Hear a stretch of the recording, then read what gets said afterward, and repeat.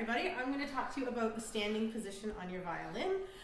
So when you're holding your violin, you want to make sure that your feet are about shoulder width apart and that most of your weight is leaning on your right foot, your right hip, so that when you do have your violin up, your violin kind of focuses over top of your left foot. When you are looking down at your feet, you should see a kind of a V position so that your feet aren't straight pointed out towards the front of you, but that they're at a little bit of an angle right here, right? And that will allow you to have the best posture to hold your violin on your shoulder. All right, so now we're going to talk about sitting down while playing the violin or the viola.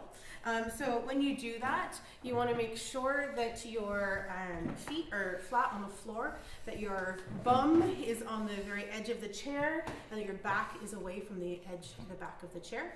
And you want to sit so that your shoulder and the head of your violin or your viola is facing your music stand as well as facing your conductor. So when you're doing this, your shoulders are right over top of your hips and your knees are typically close to over your ankles. So when you can hold your violin or your viola like this.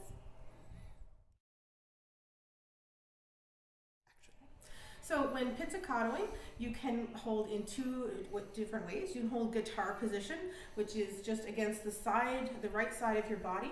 So you can pluck like this with your thumb, or if you want to be a little bit more accurate, you can pluck and strum like this. Right? Or when you're holding your violin or viola on your shoulder, you want to hold it up nice and high, right on the shelf here. All right. You can hold it here on the shoulder so that it's a little bit more secure. You take your thumb, your right thumb, and hold it on the corner. As you get a little bit more advanced, you can move it up the side. But as a beginner, we start here on the corner and use your index finger to pluck the strings like this. So we're going to talk about our bow hold now.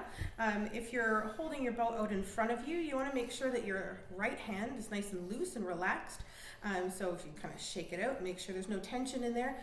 Take your thumb and you curve it so there's a smile underneath there, curve it under there, and you put it on the bottom of the stick.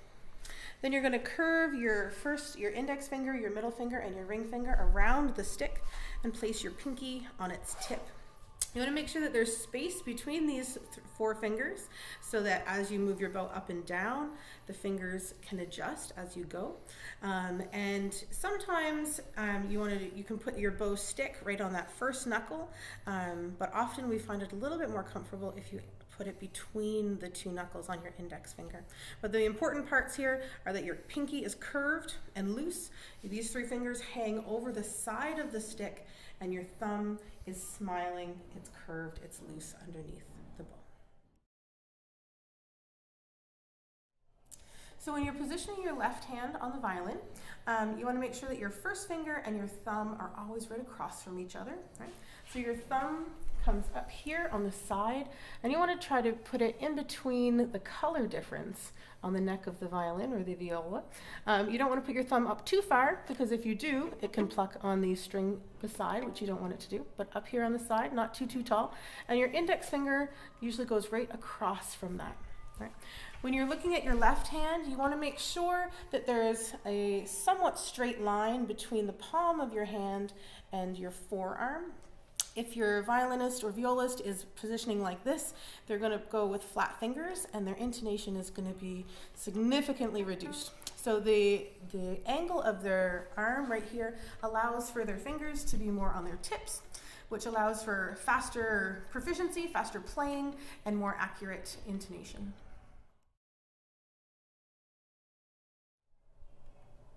So when we play our shoulder instruments, we obviously have to put our bow onto our strings with our instrument. So the angle at which our bow touches the string is going to tell us which string we're actually going to play. So the lower strings, our elbow has to be higher and our bow has to kind of reach up towards the sky a little bit more. The higher strings, our arm has to be adjusted and it needs to come a little bit closer to our bodies. So you want to make sure that you have that angle But you want to make sure as well that the bow is placed properly on the string. So if your instrumentalist, your musician, has their bow up here, they're not going to get as good quality of a sound. If it's too close to the bridge, same thing, they're not going to get a great quality of sound. You want to encourage them to go between the fingerboard and the bridge. Somewhere in the middle there is where we're trying to get the best sound possible.